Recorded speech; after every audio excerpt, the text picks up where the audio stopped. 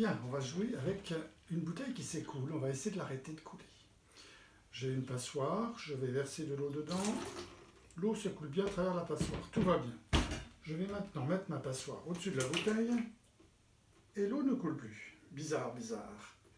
Si je laisse couler l'eau comme ça, je mets la passoire, l'eau s'arrête. Je vais essayer avec une passoire à maille plus grosse. C'est des mailles 2-3 fois plus grosses que la première. Même résultat. Tout à fait. Je vais maintenant essayer encore plus gros avec un écumoire. Les trous font à peu près 3 mm de diamètre.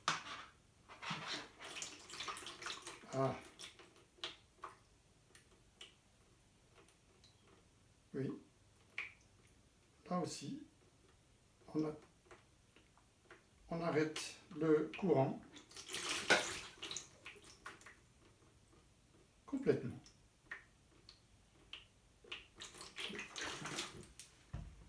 Comment est-ce possible? Alors, bien sûr, on a le même phénomène qu'avec le verre renversé qu'on avait vu précédemment.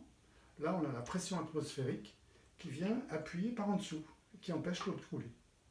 Mais les mailles de la passoire se comportent en plus comme une peau qui empêche l'eau de couler. Et on l'avait vu, la peau de l'eau, pour faire lorsqu'on avait mis une aiguille aimantée à la surface de l'eau, rappelez-vous, cette peau de l'eau, la tension superficielle de l'eau, fait comme une peau à la surface, et cette peau est capable de fermer suffisamment chaque maille pour empêcher l'eau de s'écouler. Bien sûr, à partir d'un certain moment, là les mailles sont encore assez petites, 3 mm, au-dessus, lorsque les mailles sont plus grosses, par exemple plus d'1 cm, l'eau s'écoule. Par contre, vous voyez que 2 doigts suffisent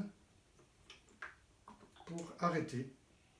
Alors que normalement, ça devrait... Si j'appuie sur la bouteille, vous allez voir, l'eau va fuir. Regardez. Mais si je n'appuie pas sur la bouteille, mes 2 doigts suffisent pour arrêter l'eau. Donc le trou qu'il y a entre mes 2 doigts suffit pour arrêter l'eau.